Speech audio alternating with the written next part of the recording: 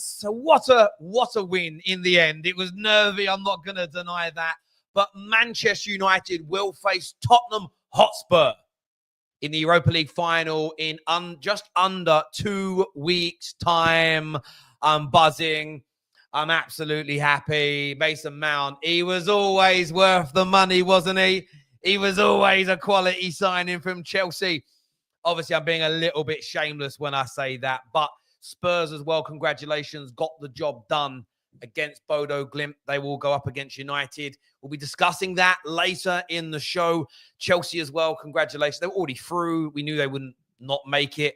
Who they face, though, I believe has just gone into extra time. I'll keep you updated with that. It's about to go into extra time between Fiorentina and Real Betis before Chelsea know which of the two. That's going to be a good final as well, by the way. They're both decent teams. 2 excellent European finals to look forward to as well.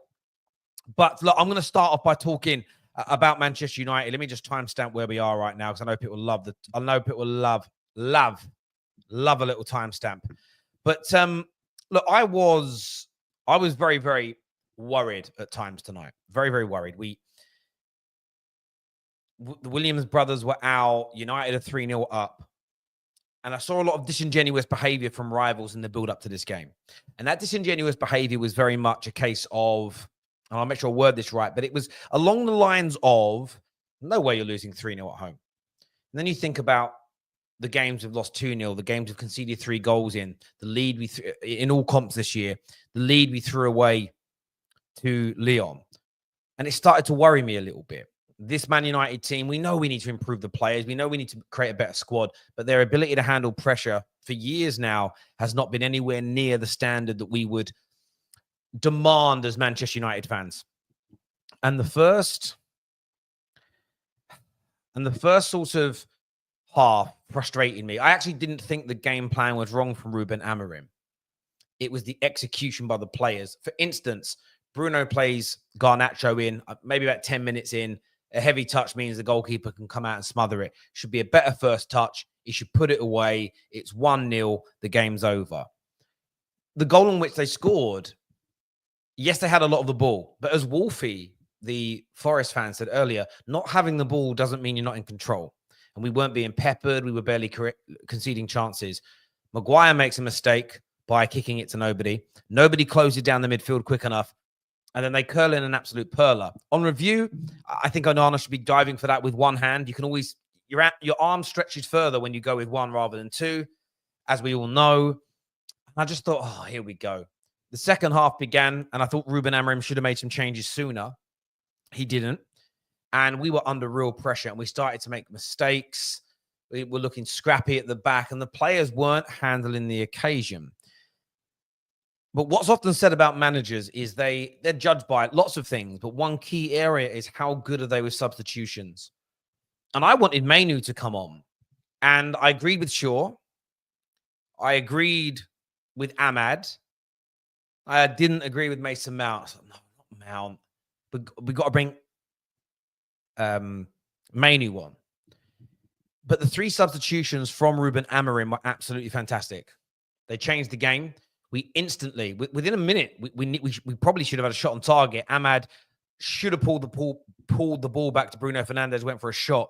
But you could see our levels went up. Luke Shaw's fitness problems are the concern, but brilliant technically. Ahmad, we know, brilliant technically. The only thing that really lets Mason Mount down most of the time has been his physicality, but a good technician. And they came on and we just looked more comfortable.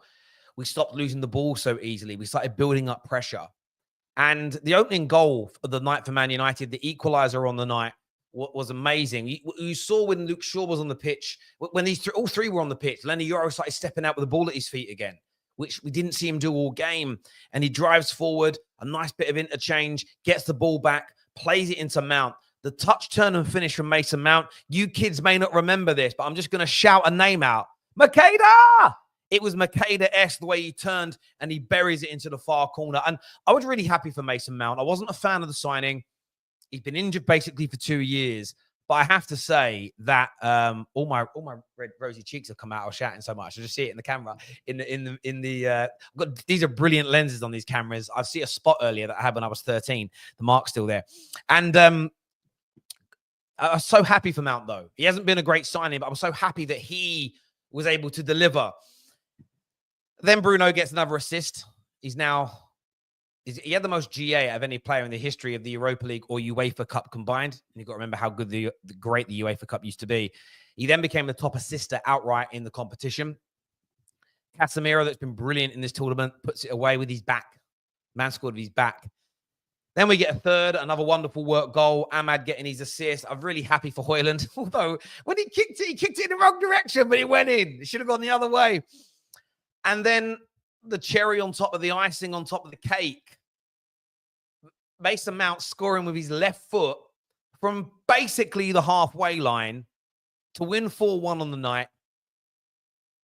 One of the best 30-minute cameos I've ever seen in a Manchester United shirt, without a shadow of a doubt. His touch, his goals, helps to secure us and put us into a European Cup final.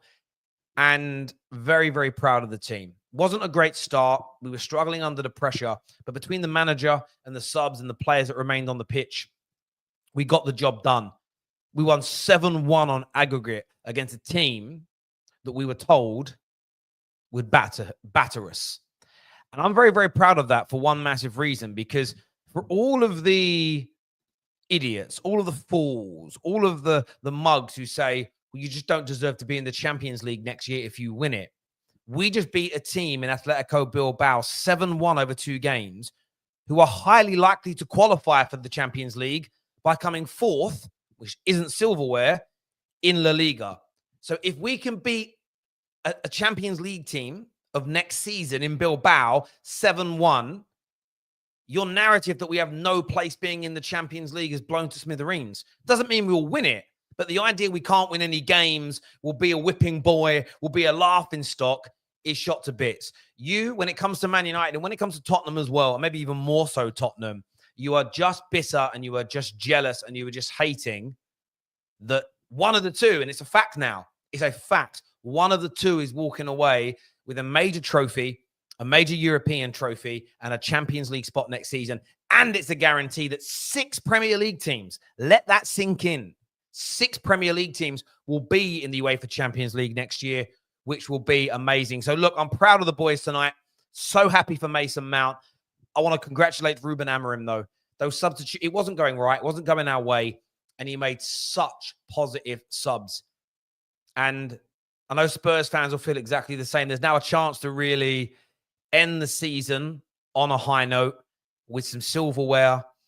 I'm nervous as fuck. I am shitting. I have never been scared of playing Tottenham that's not true. I went away to watch Tottenham play once at White Hart Lane, but I had a ticket in the Spurs end.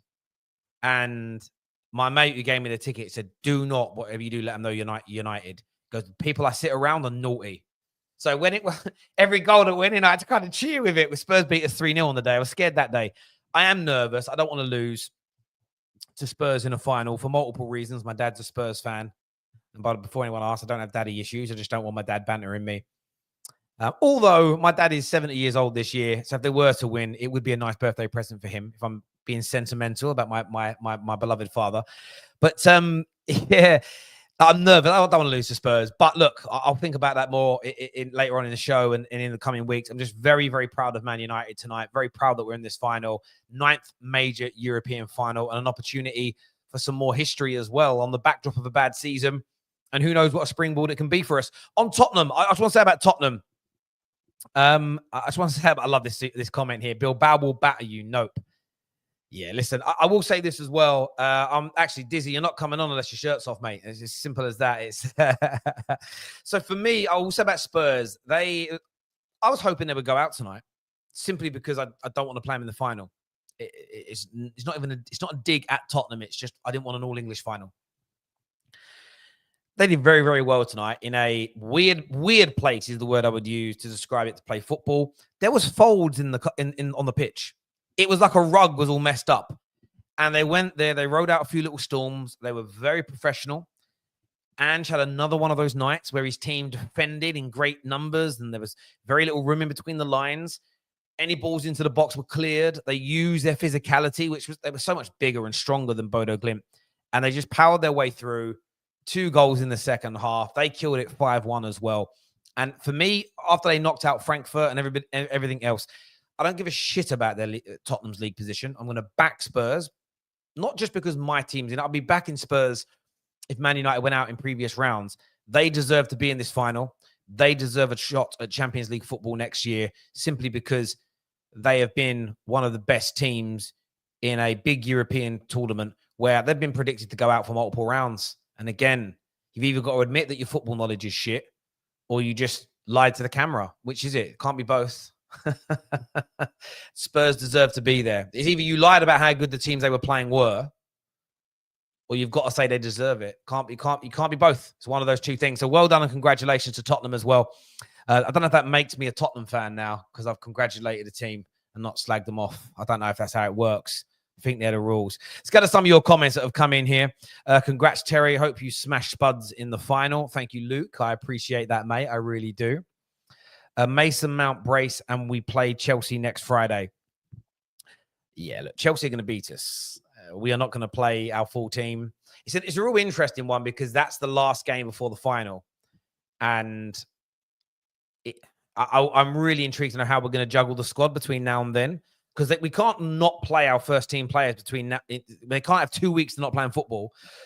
Maybe play some of them Sunday, maybe play some of them on the Friday, and then sub them around as much as we. The great thing about modern day football is there's 5 subs, but I ain't worried about that Chelsea game whatsoever, and I'm sure Mount isn't either.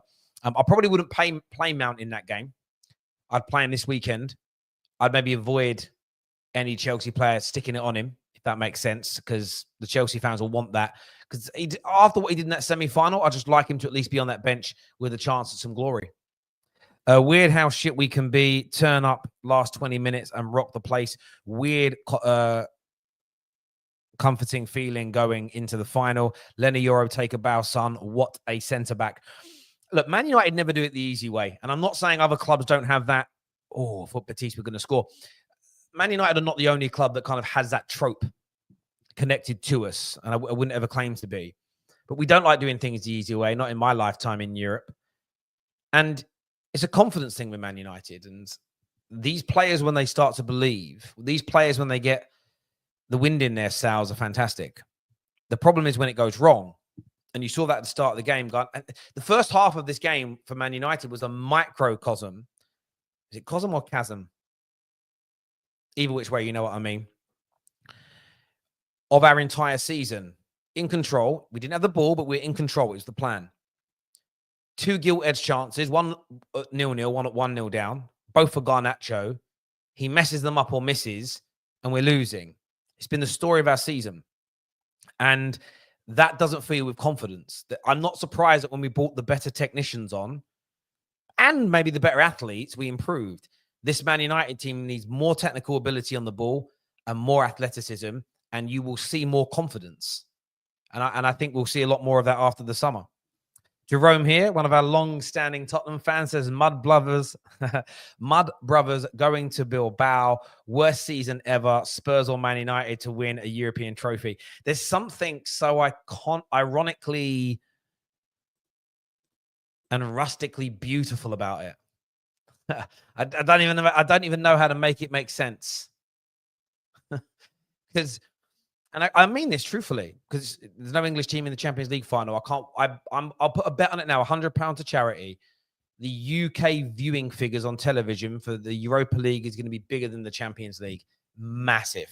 You're going to have literally, it's going to be like Avengers, not Avengers. It wasn't an Avengers film. Captain America Civil War. You're going to have Spurs, and behind Spurs, you're definitely going to have Liverpool. You're definitely going to have Manchester City. You're probably going to have Everton as well. After what they were saying to me today, you might even have a little bit of Villa and Forest behind you. Or they don't like us. Leeds United behind you as an example. Man United, it's going to be a weird one. You're going to have Arsenal primarily behind Manchester United. Some will want Tottenham, but primarily Man United. You'll have Chelsea fans. Again, there's a little dichotomy. slightly because of the Mason Mount connection, but they won't. Real Chelsea fans will not want to see Tottenham win a trophy. They are arch enemies. West Ham are the hard ones. They hate both of us. They might not watch. West Ham might not watch. But you're just going to have the entire nation tune in to watch this. Probably more than the FA Cup final as well, which is crazy. How can I get on the show? I have to rebuttal to your point about United being deserving of a Champions League spot. You're taking the Wenger interview out of context. I'll share the link. If you want to call in, I'll ping it in the live chat right now, my friend. You can more than come on and rebuttal it. Hang on. Go on, Anthony. He squares it. Oh, that's good. Anthony gets the assist. That's 5 million more, please. That's 5 million more. That's 5 million more for my Anthony. Baller. I mean it. He weren't even shit at United. That's 5 million quid. A goal and an assist in a major European Cup semi-final. Get your fucking checkbooks out, Europe. Get your fucking checkbooks out, boys. Good goal. United, the only unbeaten team left in Europe. Yeah, listen, if we do win that final, we've got to go shameless with the invincible stuff, boys. We've got to go shameless with the invincible stuff. This is why when people say it's only the players, I laugh, because in 20 minutes, the players destroyed them. The lineup was wrong. You don't need to start Moro. Meant to be. And you got, I think you mean Casemiro. Miro. And Ugarte at home. Any other of four gone. Sorry, I can't even read. At home, any offer for Nacho, we need to accept. Do you know what, Josh? Sorry, I misread that. My dyslexia kicked in. Garnacho tonight was getting a lot of praise by Paul Scholes in the build-up to the game. A lot of praise. And then he has those two gilt-edged chances and messes them up. Ahmad doesn't do that, in my view. He doesn't. He scores those goals. And I like Garnacho, but I don't know if we're in a position, and maybe he could be part of the squad, but United need to improve in those areas. We need players that are going to score those chances invariably now. We need them. So, yeah, he was frustrating. Chelsea screwed DG or Anthony final. Who's DG? Oh, David De Gea or Anthony final.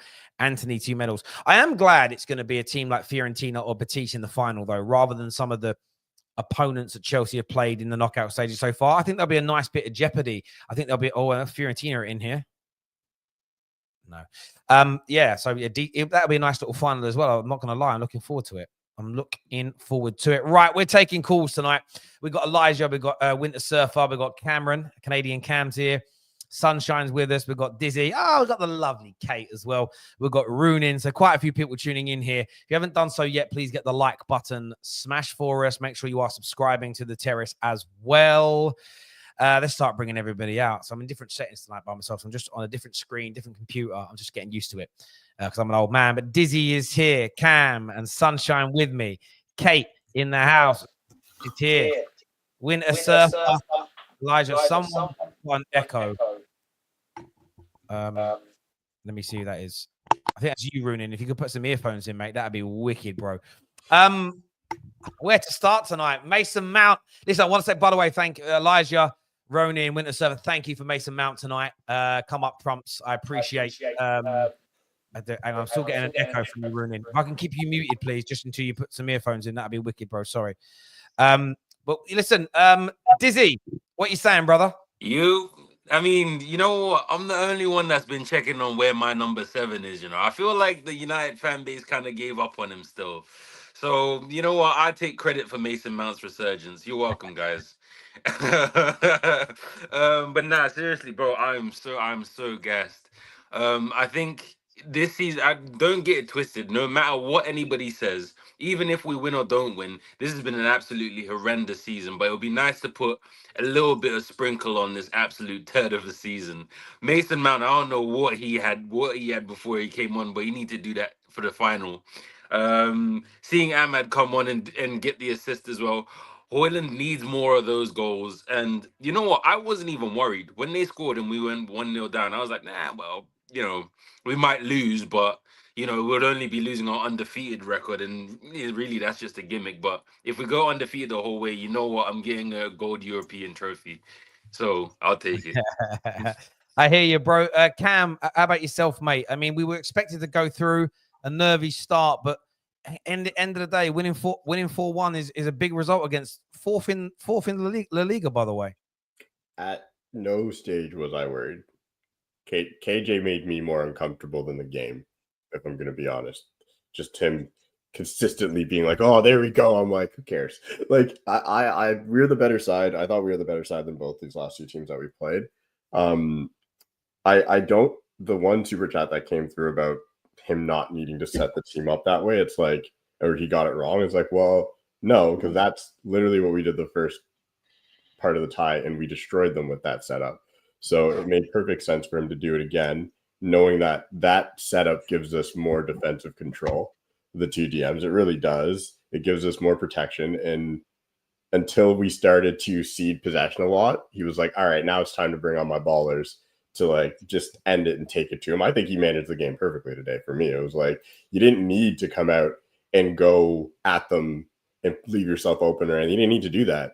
You needed to just be solid, let them get tired, and then you bring on your boys. And he brought them on at the exact, like we always complain about, and this was a fair criticism to Cameron, always complain about his subs being too late or like just a little too late or him not reacting fast enough. I think he reacted perfectly today. Mason Money Mount making his career off of a couple big goals in Europe, huh?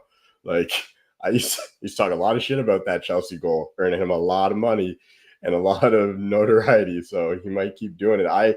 I do think there's something to be said about what we really need, and I stand by Garnacho does. I'm happy for him to stay as a squad player. If the comments he's made recently about like, hey, I'm just figuring out the system, blah, blah, blah, happy to like be there. If he's happy to just be in the squad, come in, somebody gets hurt, then he gets his run of games, or, you know, he has a big run of form and he gets it. If that's where he's at, then I want him to stay straight up. But if he's in the space of I'm better than being benched, I need to play every game, all that, then he's got to go. That's it for me. Like, because it's like, if for you to have that chest and to be the guy, you can't miss those chances. Like, you just can't. Like, it gets to a point where it's like you're 21, 22 now. You have to start scoring those very regularly for you to be the guy. For us to be like, yeah, start him every game. You know, with Ahmad, we know for a fact Ahmad has that chance, he scores. Like, so that's the difference. We know for a fact Bruno gets that chance, he scores. So that's the difference when you're that type of player, when you get to have that chest. And I do think that matters when you start thinking about who sticks around and who gets sold. Like, you look at Casemiro. I don't think we should sell Casemiro if we don't need to. Right? No, Cam, we will get on to, I want to try and stay on the games for a minute. My bad. Just that's cool. It's cool. Just because I hear you. But on the game itself, like comfortable. KJ, you shouldn't be here. You're a fraud. You don't get sold. I love KJ to bits, right? One of the greatest men I know. But he was even calling me at halftime, and I decided not to answer because I knew what he was going to say, and I didn't want to hear it. But the thing is, I said we'll go through. I just said we shouldn't be taking it lightly. And for 17 minutes of that game, my reasons why to be concerned were showing. We were just fortunate. Hey, listen, we got the win again, and I'm flipping gas in it. But hey, sorry for believing that United could mess this up, because we clearly showed that we could. You know what it is? I know what KJ was doing because I've watched football with KJ. KJ is just 90 minutes of pure nerves the whole time. And every game. Yeah. You were in the studio that day. You watched the game with just constant. And you were watching the England games. KJ can't help it. It's how you. It's crazy. KJ's like the opposite of his day to day. KJ's a very positive person. When football games kick off, he's like the complete opposite. It's so funny to watch, man. It's because we suck. If we were good, I'd be calm.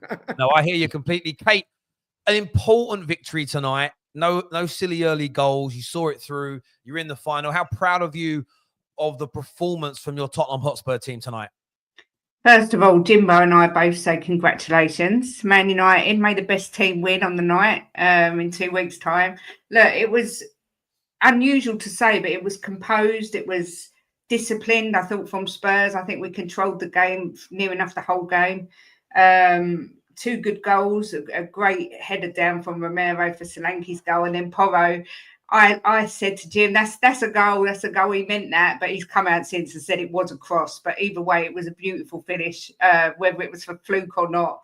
But it's what we needed, you know. From the minute the game started, I was biting my nails thinking if we give away an early goal, it's going to be nail biting stuff. But I think come the second half, I never really felt like they were going to score. I think we were really professional. I mean, Glenn Hoddle said that we were really accomplished and professional tonight, and I think he's spot on. And such an important win after such a terrible season.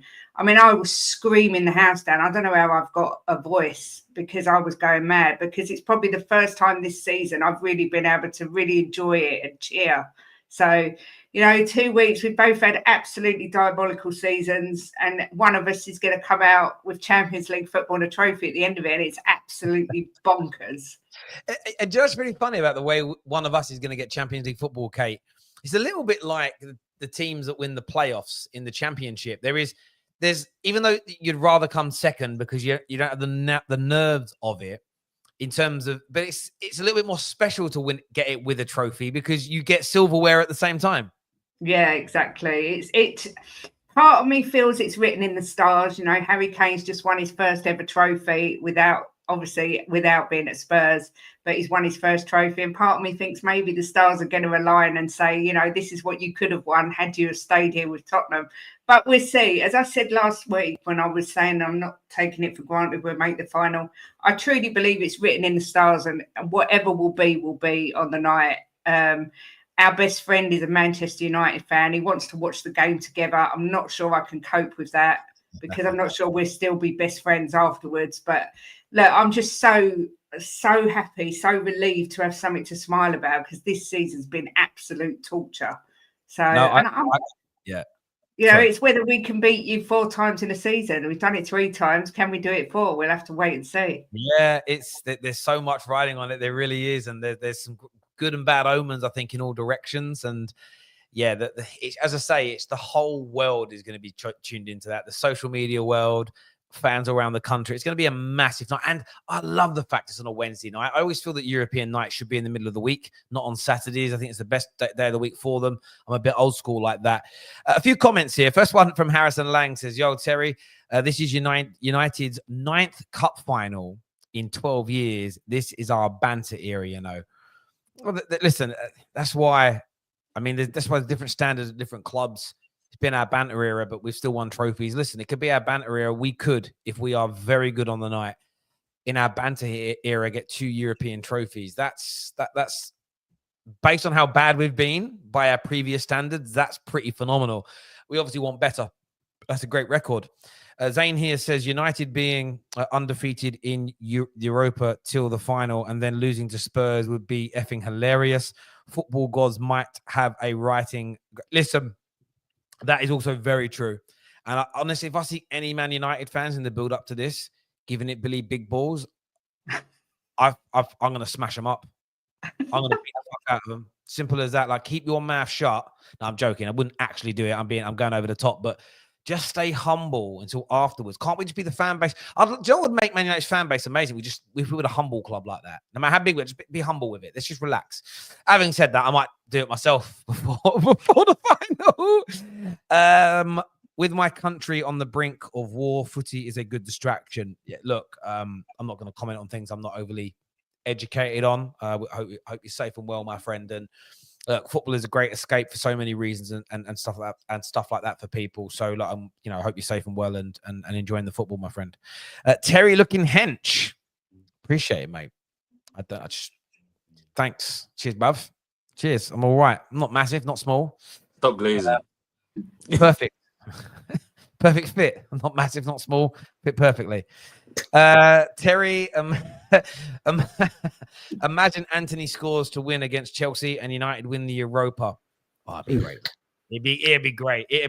Not even about Chelsea. I'm not even thinking Chelsea when you say that. I'm thinking it's another 5. Do you know what? We're going to get 90 million for this kid at the rate he's. I'm joking. But yeah, I was about to say slow down.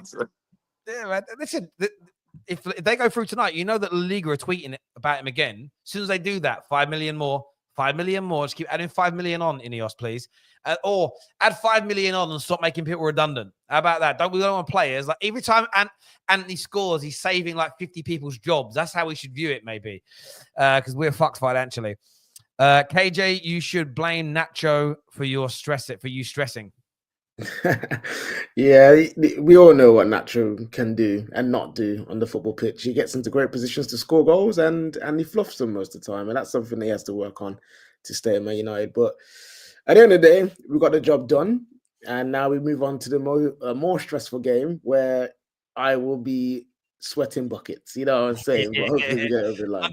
100%. I'm going to go to Sunshine in a minute, but Winter Surfer, congratulations to Chelsea. I didn't have the game on because I only had 2 systems to watch it on, so I didn't watch Chelsea tonight. But you won through to the final. What was the performance like, and who would you prefer to go through in the other semi-final? If you could break that all down for me, mate.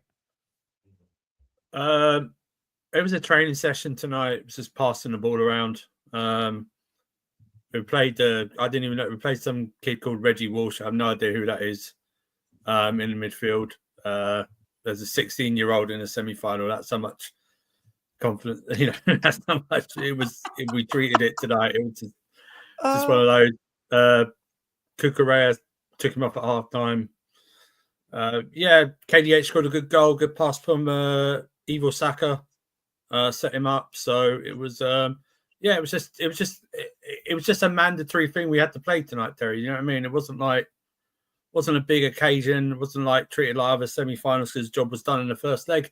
It was just making sure that anyone who did start tonight that would possibly start on Sunday got through. Someone like Kukurea, take him off at half time. He's fit for Sunday, and we go into a more massive game on Sunday at lunchtime. Who would I prefer to play? I don't know because I don't watch either team, so I couldn't tell you. I don't know who I'd prefer to play. I don't. Fair dues. Yeah, I didn't even see that I just checked them when you were talking. Yeah, your starting lineup was crazy tonight, and there's no disrespect. He wears number 81. He wears 81. It was sort of why I didn't tune in. I didn't mean it with any disrespect. I didn't think there'd be anything significant that would happen. No. Maybe if I'd have turned in and they were 2 or 3-0 up, I might have gone, oh, fuck, we better put this on. But yeah, it felt like a bit of a nothing game in that regard. And the weekend is obviously far more important because, again, if you could end up in that Champions League spot and with a trophy this season, then it's objectives met. Yeah, it would. It would be objectives met. It would be, it would be Maresca phase 1. Already in a final, so you can hold that Arsenal fans. It'd be done like that. You know what I mean? So we move on. Like say we got Newcastle Sunday, far bigger game. But yeah, I was pleased for the youngsters that got some game time. I can't remember all their names. I think Antwi came on. Someone came on at halftime for Kukurea. I'm sorry, I'm just not into communism, so I don't know who these players are to be like bigging them up or anything like that. So I'm just glad I got the experience. It was nice to have that feeling that we didn't have to bring anyone on for like 20 minutes or anything like that to get the job done because it was done in the first leg. So yeah, it's good that they got some minutes. We didn't have to play anyone and everyone's fresh to go on Sunday. So yeah, certainly, mate. Sunshine, an interesting game tonight. The subs from Ruben Amorim absolutely changed things. Mount, Ahmad, Shaw, fantastic performances from all of them when they came on. How many of those players now do you want to see kind of start the final would be more of my question for you about tonight's game, because obviously there's not much more to break down really, because there are better technicians. They're better. You can argue they're better athletes, and we look like a better team with them in. Would that be the approach you'd go for in the final, or do you think Amorim will go for that, or do you think it'll be far more conservative? How do you see us approaching it based on what we saw tonight? Yeah, no, it's a great question, by the way. Obviously, Ahmad starts no matter what. That's not even a conversation we need to get into. It'd be a waste of your time and your internet. In terms of Mason Mount, he's had a great performance, but it's still, even now, we'll put him on the bench. Yes, it's nice we're in the moment of happiness with Mason Mount because we've seen something positive out of him. And I can got feedback, sorry. Yeah, it's coming from Runin again. Okay. Yeah, that's better. There we go.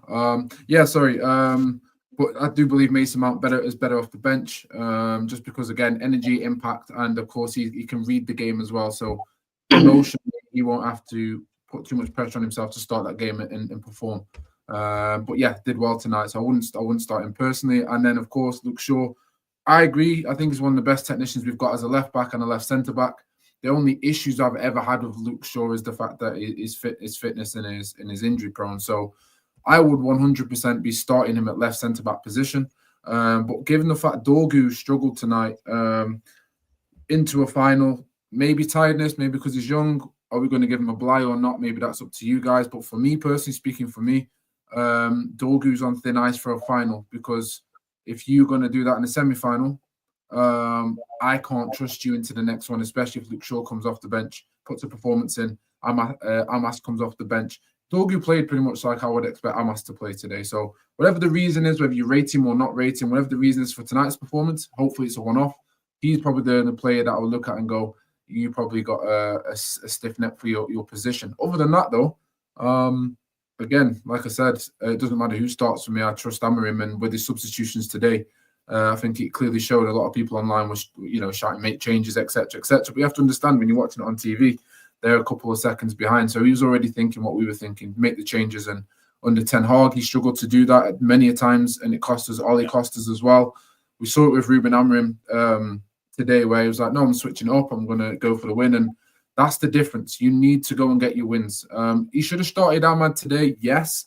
I understand. Well, I have a feeling I understand why he didn't, because he's just coming back from injury. You are 3-0 up. You should still be able to ask a professional group of footballers to see out a 3-0 lead at home when you're in good form in the Europa League. So I'm not upset that he didn't start him, even though that's my star boy. But I understand why he left him out. But he brought him on at the right time. And Terry, like I tweeted you, bro, I'm ready for that conversation if people want to start talking about Saka, Ahmad. I've been in that bucket for 20 minutes. It took me 20 minutes to tell you about Ahmad. Everyone's only just catching up 3-4 years later. I'm ready for that conversation. Ahmad is clear and will continue to be clear. He is unreal. Unreal. Baller. Clear of Saka, in your opinion? Absolutely. In every department of the game. Anything you see Saka do on a football pitch, I've seen Ahmad do it with breeze. Wait, which Saka are you talking about? The good one or the evil one? Which one I'll finish my statement. Anything that I've seen Ahmad do, I've not seen Saka do. That's it. And until you can come with those facts and show me that I'm wrong in that opinion, I'm talking headers, I'm talking left foot, right foot, I'm talking the way he takes on people, talking off the ball, the way the tackles are coming in, the interception of balls, the IQ of understanding where the ball's about to go just to nick those balls, the passing range. You're going to see more of that from Ahmad than you ever are of Saka. That's just a fact. I've been saying it for the longest, so it's not even controversial. It's just going to upset some people because some people are in the headlines and some people aren't. That's all it is, Clear. Yeah, Neji, you left one thing out there from everything. When he's talking about, you said it doesn't matter who starts for United, we should be all right. Victor Lindelof cannot start for Man United in the final. Oh, yeah, Brethren. Yeah, I'll let you take over on that one. Yeah, that's all you, bro. You can take the reins on that one. Vicky Lindelof. In the final, we need... Sorry, KJ. Make sure you mention Yoro, because he had an incredible game. Well, listen, you know what? That just set me out. Forget being negative about Lindelof. Let's talk about Lenny Yoro. This kid got written off because of one game where he got burned by one of the quickest players in the Premier League. It happens to many players. This kid, when I say this guy plays like he's been playing the game for 5, 6, 7, 8 years, the maturity on him is amazing. He was our best centre-back today, and you had Maguire out there. He was older than him, more experienced. You have Lindelof, who's older and more experienced. He's been one of our best defenders the entire season, and people shouldn't write him off. And on the ball today, his driving runs, he was decisive. The fact that he was the one that gave Mount the ball just showed that he saw what we needed today. We need impetus. He saw that we were struggling a little bit. The subs came on. He was like, right, cool. I want to drive forward now. We need to score a goal. And he was there, and he was constantly there. And he's been doing that well for us this season. He's improved on that. And people writing him off very early on in his football career, his Man United career, we're wrong to do so. And I'm going to say something. How you all speak about Saliba, we'll be saying that about Yoro in the 3 years' time. When he's got more experience on his belt, when he's got more confident, when his team becomes stable, we were chatting about Lenny Yoro as one of the best centre-backs in the league. He certainly got the potential. I thought he was excellent again tonight. He'll fill out a bit. He'll get a bit musclier. He'll and everything else. But yeah, there's a player in there for sure. There's a reason that Real Madrid wanted him so young, and I'm very, very happy that we've got him. Elijah, what are you here to say, bro? Yeah, listen. I want to say congratulations to you, Terry, to all of the Man United fans. Also, congratulations to you, Kate, for being in the final. And yeah, listen, we've won, but basically it was just getting the job done because our focus is on Sunday against away to Newcastle. But you've asked a question to Winter Sofa, like, who do you rather face? To be honest with you, I want to face Phil Intini because Anthony so far has been doing really good for Betis. But listen, despite all that, we should win this competition because we should win it because we've scored the most goals. We've only lost once in this competition, which is not that great, but we should win it because we scored 38 goals. And yeah, we're the favorites for this competition. We'll be embarrassed if we don't win it, but no matter which team we face in the final, we should win it. But you know, basically we had like 3 17-year-olds and just 1 16-year-old on the pitch. So it's willing to see. Obviously, Kukurea went off a half time. I think that was a good decision because we need him for Sunday against Newcastle. And I like the way Enzo Wesker didn't bring on the likes of Cole Palmer, Caicedo, Nicholas Jackson because to me, we just got the job done. Now I'm just hoping that we can get a result against Newcastle because if we can do that, then I feel like a win against United will guarantee us Champions League next season. So, yeah. So listen, it may not be the best performance, but we're through to the final. Newcastle away is going to be tough, but if we can get a win, I'll be very happy. So we just got the job done, and we're in the final. So, and also, if we win this competition, we'll become the first club ever to win all of European competitions. So every fan can say, "Oh, the Conference League is rubbish," but it's still a major competition, and my club could potentially win it all. So. Yeah, so all of the Big Six clubs are in the final except for Arsenal, so the Eggman can hold that. Ronan, what are you here to say, mate? What he said. No, that was excellent. Honestly, it's funny. I'm in a group. I have family all over the world, so I'm in an international group of cousins and uncles and everything, and we all support different teams. But it boils down to like 3 major Premier League teams, which is Chelsea, Arsenal, Man United. And the chat's been crazy lately. And, you know, in the beginning of the year, we all put out goals for our teams, right? So I went on record as saying my goal for this year was a trophy, qualify for the UCL, and improve to a point where people would recognize us as a contender for the future. I think we've achieved all 3 of those things as long as we win this trophy. And we're in position to win all 3 of those things right now. Obviously, the focus right now for me is on the UCL just because of the financial implications, all that stuff. The trophy in this would be great because I know Maresca took a ton of heat in the beginning. Well, in the beginning, actually, he had the team playing well, and then he took a ton of heat in the middle of the season for the team not playing well. But to be fair, everything you said has been true. He warned us. He said, we're not ready. And it's going to show. And it did start to show. And all the things he said came true. Now, some people said he was being negative, but what he was being was realistic, apparently, because everything he said came true. And now you're starting to see the fruits of the labor and all the hard work they put in. Now, one thing I do love about this competition, you know, I'm watching today and I'm watching the kids get beat up because their team was very physical, and it was great to see some of the guys get some action, the young guys. Of course, on the other screens, I had the 2, you know, Yoro games, and it's just that crazy. You couldn't write the storyline in the beginning of the season. The fact that you're going to have a Tottenham and Man United final is wild, right? Chelsea coming back from, you know, the $1 billion bottle jobs and the kids and all the problems with the ownership and everything else, and possibly making it to the UCL and winning a trophy would be great. And aside from Liverpool just making it boring by walking away with the league title, everything's been wild. Of course, Arsenal right on form chokes. But the UCL looks like it's coming down to be extremely exciting. So as a fan, you know, as a fan of the league, it's been great. I mean, you know, it's banter aside.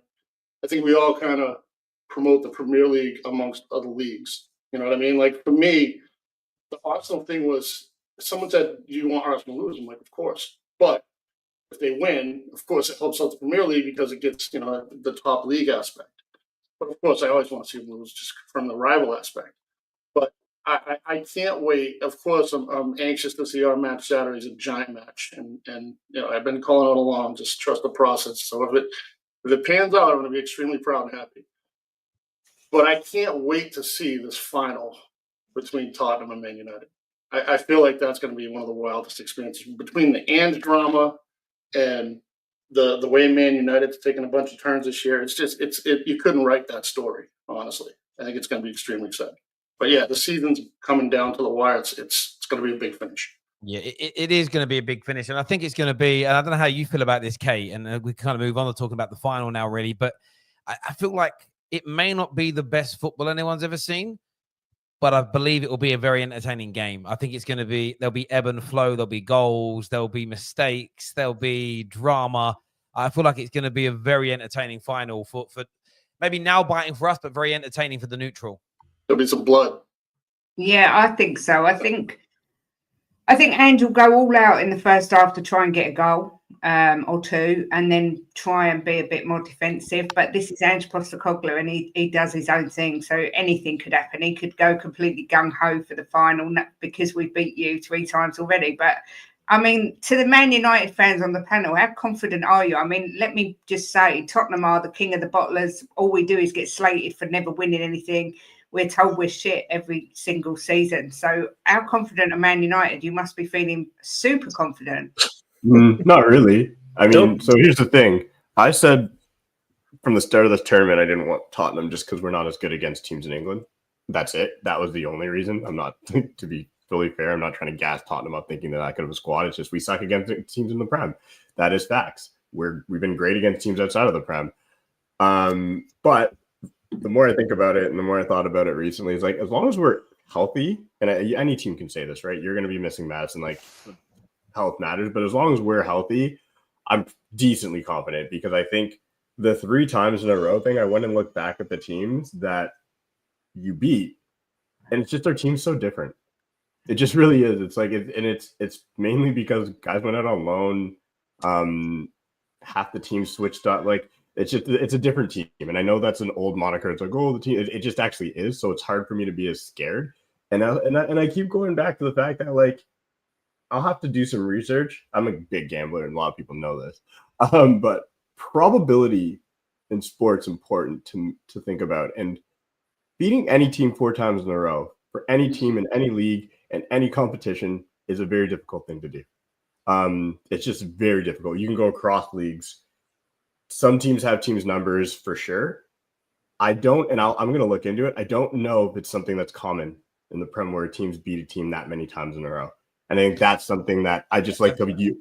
I think in terms of that, maybe when you're looking at how many times Norwich have played City on the bounce and stuff, you'll see that. But when you're talking about the kind of the top half of the table, I'm talking good, like yes. No, I'm talking like good teams. Like I'm talking like obviously City. Well, I'm talking like even with us when we were beating. You've got to specify on social media, because someone will go, "Oh, we've beaten."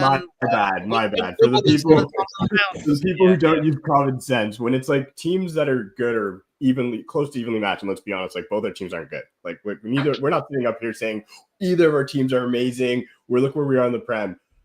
Fact that we are fairly evenly matched in that sense, I think that probability from math side makes it tip to our favor, but that's simply just using trends in math. That has nothing to do with the actual football being played. Not many teams play each other 4 times in a season. That's the thing. It's difficult to gauge the probability of it. The in the season part's the different part, right? Because I'm thinking just over time. But in the season, yeah, you're going to have to. It'll be very hard for me to find anything. I think, yeah. And I do think with the managers, I think one thing we're seeing with Amorim is for whatever reason, we seem to get how he wants to play a lot more when it comes to this style in Europe. So I hope we continue to do it. And like you said with Ange, you're really hard to predict. We're starting to be able to see what Amorim's going to do. It's kind of easy to predict what he's going to do at this stage, which isn't a bad thing for once. Our big X factor is Ahmad. If Ahmad plays for me, I'm comfortable. If he doesn't play a full 90, I'm not as comfortable. Yeah. What are you saying, Sunshine, about the final? What's your gut reaction to it right now? It's based on a case of should, not would. Man United should breeze it. That's with totality and respect. Obviously, Kate, I'm not saying out of disrespect. I don't really make loose statements that often when I make opinions, but I do have grounds to say that what I say is based on confidence of Manchester United under pressure in situations. We've done it too many times this season. When our back's against the wall, there's something that comes with resilience in games, and you can watch 90-minute games and go, wow, this ain't looking good, and then all of a sudden you can turn it around. I think this Man United team is good enough to win cup games, not to be consistent within the league. The pressure tonight, I don't know if you managed to see the game, you probably didn't because of Tottenham, but if you do watch it, you'll see that the first 70 minutes we were struggling, but we've always got a chance, sadly. And that's the bitter pill for Man United fans, because that's what makes us get vexed. We're like, come on, man, do this for 90 minutes. Or, large parts of the game, dominate teams or be clinical in the right moments. But in cup games, when the pressure's there, if you can accumulate that much pressure and that much emotion and still get the positive result in the end of it, it goes a long way into stuff like the finals. And I don't know if Tottenham have had enough of those moments. If you play the emotion of the game, I think Man United win it. If you play the game strategically, according to what you have been doing against Manchester United, you may have a big chance, a better chance. But that's the bit for me where I look at it and go, I just think Man United probably pip it 2-1 or something. I do believe both teams will score, because I don't believe Man United are fragile. That's a fact. And it could happen whenever. But I just don't believe for a full 90, Tottenham hang on. I think we get a scrappy goal or whatever. And that's just us controlling the controllables. I can't account for poor decisions. I can't account for injuries. I can't account for those things. So I think 2-1 United. Yeah. Shout out to Staffy with the New York Knicks as well. Can you put me next to AG for a second, please, Terry? It's a Knicks day, boys. Switch me with Cam. Yeah, switch me again. We don't historically get along, but show your chest, man. It's all day, man. It's all day. It's Mallow. It's Brunson. It is what it is. Anyway, that's another story, another day. Sorry, Cam. Arsenal of the NBA. Hey, don't get me started. You talk about KJ's vibes. You're the biggest vibe killer I have ever seen in my life. I am lit in the streets of New York in midnight, and this guy goes, but it's only game 2, and you guys are like, you're like the Arsenal of the NBA. Bro, don't worry about me, bro. Don't worry about me. I'm getting lit for a reason. Nah, bro. The vibe killer. KJ, never let him talk to you like that again, bro. This guy's a bigger vibe killer than anyone, bro. Never let him talk to you like that again. By the way, off subject completely, the winning goal tonight was set up by Anthony. Right? I'm telling you, cash money. No. You killed the vibe then, KJ. Again, KJ, thank you. This fucker just got a good assist with his right foot. He crossed it first time with his right foot. Get the money up. Get the money up. You can use it right. Staffy, which one we're wearing, bro? I'm gonna join you, bro. Which one we're wearing? Everybody keeps saying it's got to be the team. So if it's got to be the team, he's worth 60+ mil. Yeah. You can go, Anthony. Where are we going? On the final, on Carmelo, so it fits into Anthony that we're talking about. On the final, to your question, I look at it this way. I'm not going to ever get too big for my boots before a final. I was actually thinking about this the other day. I was like, do you know what? I might do what I see a lot of the trolls online do. Just give it the big one before a game. And if we win, I can say I'm a genius. If we lose, I'll get clipped up and go viral. And then I thought about it for about a minute and then went, no, I'm nearly 40. So I'm just going to be humble. Man United have got a very good chance of beating. Man United have got a very good chance of beating you because we've got a very good record in finals versus yours. That plays a part. I agree with Cam on the probability. I don't like it when we've beaten a team loads and then we have an important game coming up against them. It just fills me with dread. I remember the FA Cup final against City. We'd barely beaten City for a number of years. We lost the previous cup final to them and put their best performance of the season in that game. And, I'm hoping for something similar. But what I will not be doing is writing Tottenham off. And this is when Man United fans have got, again, some people will do this just so they go viral. And it's fair. It's the game. The game's a game, and I respect it. But rivals are going to try and go this into it's Spurs, you can't lose. It's Spurs, it can't go wrong. It's Spurs, but they know it can. They know it can go wrong. They know you can lose a final. As an example, there wasn't enough respect, even though they're a much better team. There wasn't enough respect put on Newcastle's name before they went into the final against Liverpool. It was just look at the record of them not doing it. Look how many years they've failed to do it. At some point, that bad record for Tottenham is going to end. And that's where my fear comes from. If Tottenham had won the League Cup last season, I'd be less nervous about this final. It's just the fact that at some point, they break that duck. So we have a good chance of winning. And there's some little records that we want to stop, like the 4 wins on a row. but Spurs have got an even bigger record they want to put to an end. Was it 3 or 4 finals without winning, the better part of 20 years without a trophy? All those things are omens in their favor. So look, it's going to be an excellent game. We know how both teams are going to play. We know the danger players in each team. It doesn't need to be broken down too much. It's a fit for me. It is a 50-50 game for multiple reasons. And that's why I believe it'll be a brilliant football match. And you got to remember that Man United, last time we was in the Europa League final, we lost to Villarreal, who had never won a trophy in their history. So it's not like we're just this team in finals that could just never lose. What's these disgusting vibes I'm hearing, bro? No, bro. If I'm about to leave the stream, bro. I want to hear this. I know. Keep going, KJ. Keep going. But if we're being serious, you have to respect the opposition that we're going up against. You know, like we are in a position where goals make us play better or worse. If we score first, I have more confidence that we're going to go win because we see what happens when we score. The confidence come in, the way that we pass, the way that we play, the way that we are, we're just a better team. But say Spurs scores first. How many times have we seen us concede after 6 minutes after after conceding, and so on and so forth? So Man United, I think with Man United, we're more an emotional team, whereas I think with Spurs, it's just whatever they turn up on the day. Like if they want to be good on a day, Spurs are emotional as well, though. I think Spurs are Spurs. That's why it's so 50. I get what I'm going to go Staffy in a minute, and I know what you're saying. Like these things can happen. If Spurs score first, they're the kind of team that can blow you away and score 2 or 3 very quickly. Equally, they could go 2-0 up and look comfortable, concede a goal, and then collapse like we do. It's why, like again, I've got no issue to really. And I was joking earlier. We ain't losing to Spurs in the final. We ain't getting beat by them. They always bottle it. Come on, boys, I back you. There's nothing wrong with that sort of view. But in reality, this game can go any which way. No one knows what the outcome is going to be. Everybody's predictions are a guess because they're two of the most unpredictable teams in European football. Ironically, we haven't been unpredictable in Europe this year, but that all goes out the window now because the final is not European football. It's Premier League football. So, yeah, look, it's going to be fucking amazing. Staffy, what are you saying, bro? Before I go, sorry, can I just say you're ignoring the fact that Ange always wins something in his second season as well. Yeah, that one.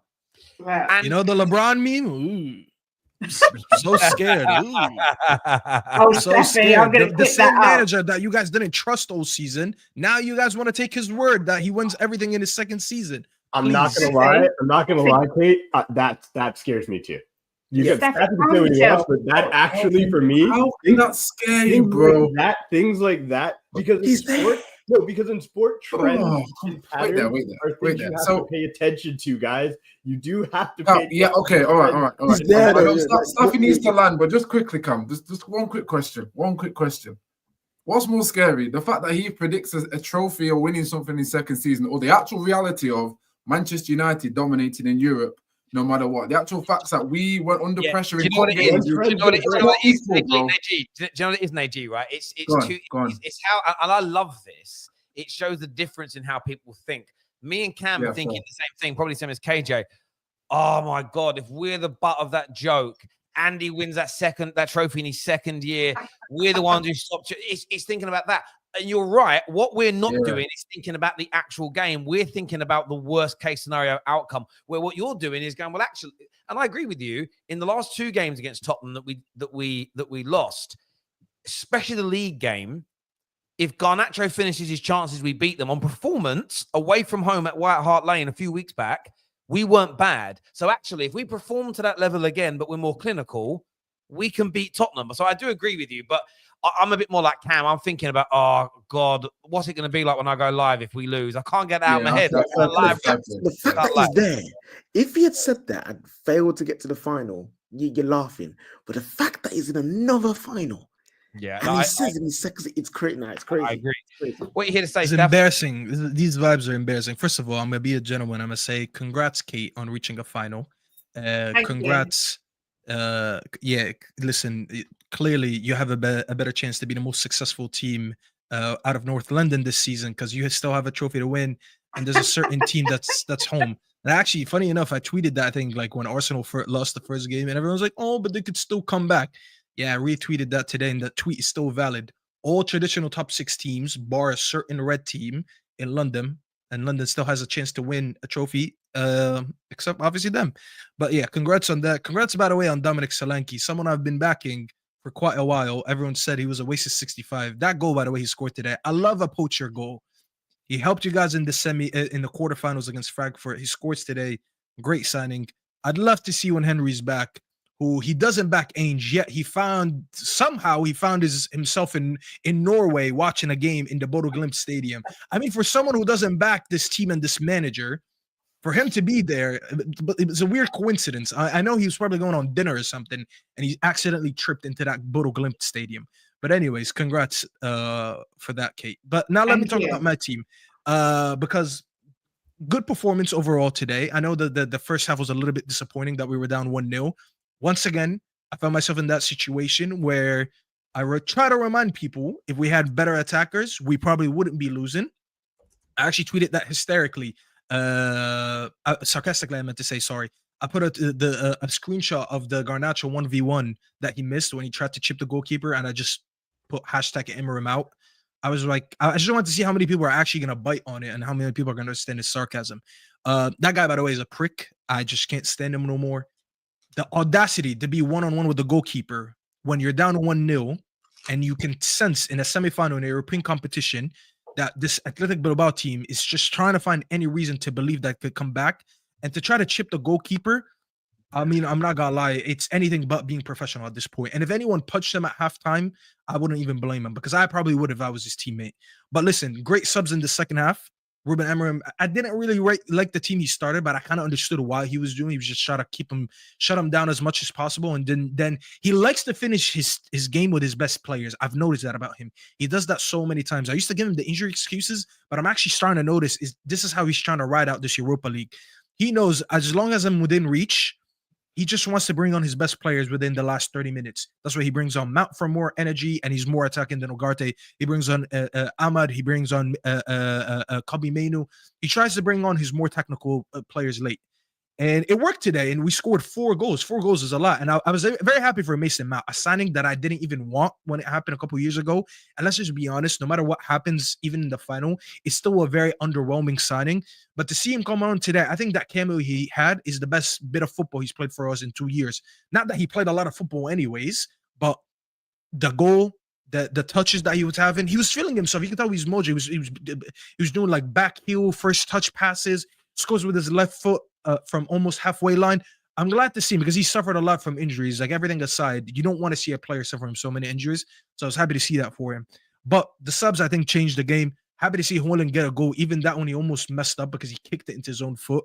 But it just shows you he needs more Ahmads on this team that's going to feed him the ball 2 yards away from the goal. Whereas like every other game, he's fighting Garnacho, saying, why didn't you pass me the ball? Shows you the difference. And lastly, I'm just going to talk about Bruno and Casemiro. Listen, these guys, they've been carrying us this Europa League campaign so far. And I've been saying we've been winning. Honestly, most of the times we've been winning with Bruno hero ball anyways. Bruno could have easily had like 2 assists in the first half if it wasn't for the incompetent finishing from like Dorgu and Garnacho and Højlund.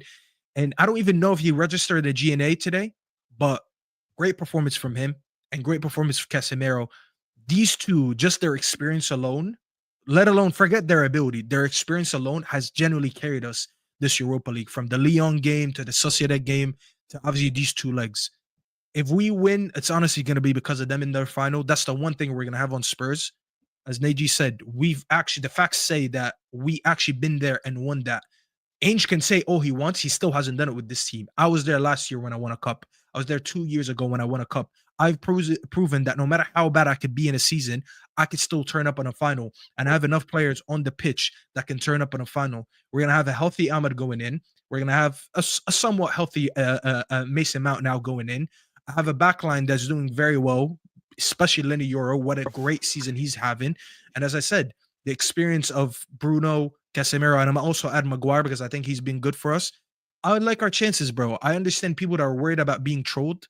I was actually joking on my stream, and someone said, "Oh, don't start trolling now because like you might lose." I'm not gonna not talk about us winning for 2 weeks until the final happens because I'm scared of being clipped. this is the double jeopardy you get by being in finals. You get trolled or you get to troll.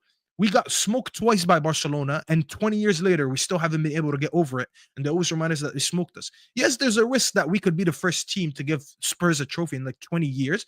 But guess what? Equally, we could sit there, and next time we see Deji, we see George, we see Kate, we see Henry, we could be like, yeah, you didn't win for 20-something years. And guess what? Now you're going to have to wait an additional year because I stopped you. So that's the double jeopardy of it. Yeah, no, I agree completely. And look, listen, I've said it before, and this is all it is. It's the nervousness when it approaches, the nervousness of it approaching. Up until this, I did the poker show with Henry and Sim from We Are Tottenham TV in January, and I was in the room with them playing poker, and I kept on saying, and they were both smashing me in the beginning of the poker game. I was like, I ain't losing to Tottenham. I'll never lose to Tottenham at anything. And I beat them, and I won it. And I feel that same way now. But in the moment, it's here, I am a little bit nervous. But look, we've got a great chance of beating them. We've got a great chance of ending the season brilliantly. And there are certain players I really want it for. I really want it for Bruno Fernandes because it'll be another trophy that he has captained us to. He's been phenomenal in this European campaign. He truly has. You know, Cass, I think, proving a lot of us wrong that thought his legs were gone. I put myself into that category as an example. Some of the young players deserve it as well. And yeah, I'd be really happy for him. And yeah, it'd be great. And just to wind up our rivals as well, shameless about it. Yeah, we've had a bad season, but to walk away potentially with a major trophy and Champions League qualification would be great. Before we end, we've got a guy called the Better Hamza backstage. He wants to challenge about Man United deserving a place in the thing. We've got like 5 to 10 minutes left, so I'm going to let him put his point across and see what he's got to say.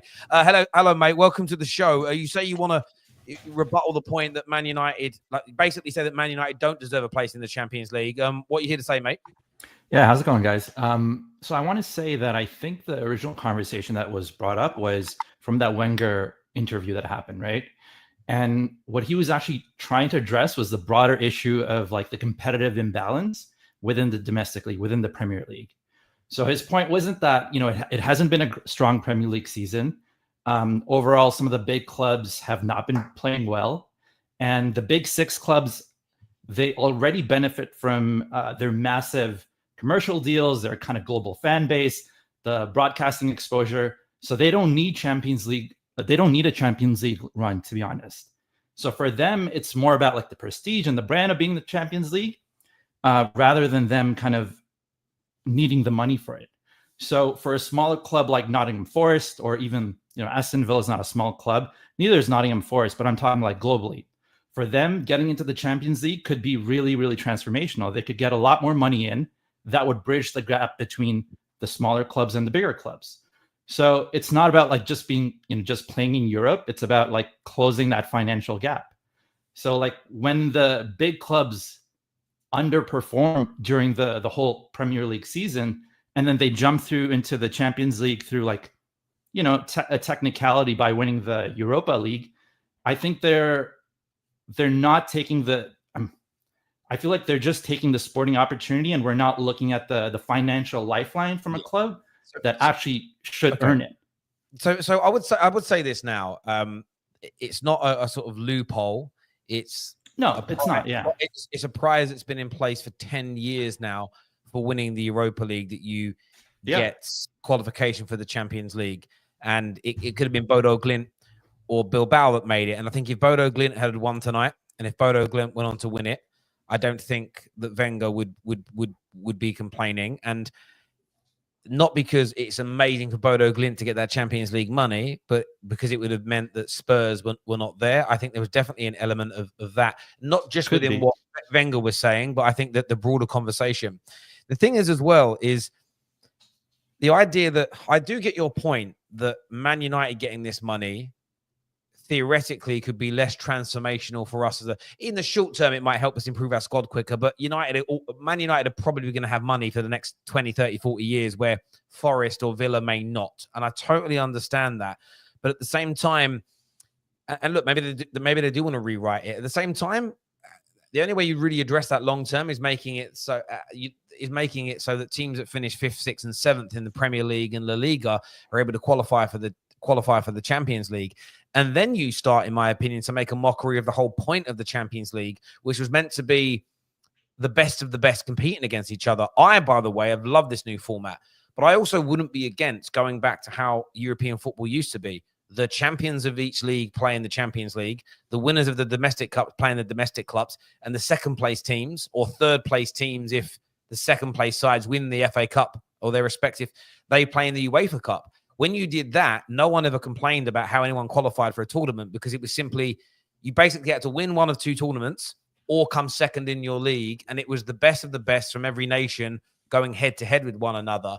So for me, what you're suggesting, I get, because it would help a Forest or it would help a Villa. But then essentially what you're doing is not really creating a Champions League. You're creating an addition. You're creating the European League, which is taking 6 or 7 teams out of all those sides, rather than saying the winners of the Europa League or the winners of this tournament go into it. So I get you, but my point, and you can reformat it how you want after this season. If they decide in the summer, UEFA, the only way you get into it is top 4 in your league, fine, I'm not going to cry about it, because the rules change all the time in football. For me, my personal belief is, had it not been Spurs and Man United in these semi-finals, and had we not won both our first legs comfortably, I don't think this conversation would have... And it was actually the Daily Mail that started the conversation to begin with, and it wasn't until Spurs beat Frankfurt and we came back against Lyon in that dramatic way. Until that point, I would use Chat GTP or whatever the version on fucking X is, do a deep research.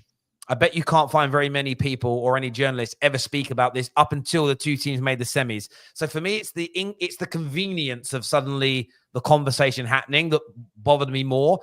It's a fair conversation to have. I just don't think it's going to see the light of day again after the final. Personally, I don't get the argument. Are they just saying like neither of these teams deserve to be in Champions League because of this route? Because of the fact that they finished so poorly within their actual league season. This is the thing though. Jose was the first to show the world when you're in this many competitions, when you have this many games you have to play in any sport. I always use cross sport because it's very important. Like, it's not just about football. You see it in the NBA, you see it in the NFL. Coaches will choose games that matter. It's just a fact. Like, if it's a conference game, if it's a head-to-head, like, certain games hold different weight come playoffs, come whatever. In this format for European football, the format is you have so many competitions, and if your squad is not big enough, or if you have dipped in one league, you have to then make a hard decision. We chirp Liverpool for saying certain competitions don't matter, and then when they don't win at the end, it doesn't matter. Remember, Arsenal, bigger fish to fry. They didn't pay attention to the tournaments they should have won, and then they didn't fry the bigger fish. Jose Mourinho, a few years back, and I loved when he did this, he made it very fucking clear. The league means nothing to me. I'm getting into Champions League, and I'm going to do it by winning this team a trophy through Europa. Amarin has come in, and I believe he's done the same thing. He wasn't as bullish because he doesn't have the gravitas that a Jose Mourinho can. He didn't say it out loud. He showed it. He showed it through the way he set us up. He showed it through the way the team played, through the way we did our rotations. He knew what the important part was for us at the end of the day. And I'm sure maybe Ange did it, but the way Spurs fans talk about Ange, it seems like it was more of a fluke. So I think it's a bit disingenuous to say, oh, well, because they sucked in the league, now they're getting in the Champions League. I think we made a decision. Yes, we were always bad in the league, but I think instead of trying to go further up the table, which Terry knows more about it than I do, financially, finishing like 8th is probably more money maybe than getting Europa at the end of the day. I think it was just a decision. We need the prestige. Can I just add quickly? Because I know very quickly. I've got a couple of minutes left. We've got to win, boys. Sorry. Literally, just quickly as well. Just you have to have balance with things as well. If United didn't make it, didn't get to the final, we're then no longer going to be in the Europa League position anyway. We had to put ourselves in the Europa League to have the same opportunity that the other 10 clubs that are in the 10 years have had as well. So if we didn't win the final, there is no maybe a conference. I don't even think it's that.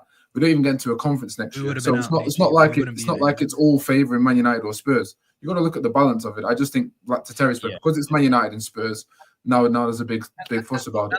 And on Man United, my final word, and listen, a better Hamza, definitely a better argument than Hamza ever puts forward. I'll tell you that, my friend. I don't know if your username is based on Hamza. No, my name's actually Hamza, but whenever he comes on, the better Hamza. I hear you, bro. I hear you. If you were hands, I would have left. The funny thing is, I'm also a City fan, so I hate it when he talks about City. Anyway, but yeah, look, listen, I understand where some people are coming from. I do. I would say this though.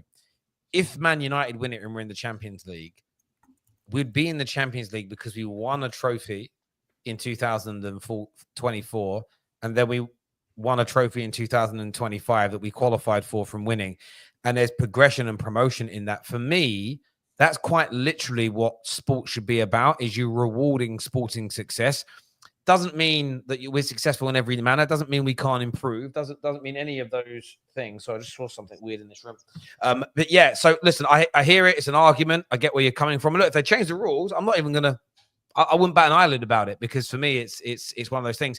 But if United win, Hamza, just change it from better Hamza to bitter Hamza. Yeah, I saw that. No, it's not about that. Hamza sounds better. Personally, like, I'm not saying the rules don't allow it. They clearly do. But if we're talking about what's deserved, it should be based on performance, consistency, and like impact across the season. Trophy. I deserve across the season, right? Trophies deserve. That's I disagree with. Nothing deserves more praise than winning a trophy. You've learned that with Arsenal fans. Come on, yeah, but we've always talked about what's harder to win, a cup run or consistency. The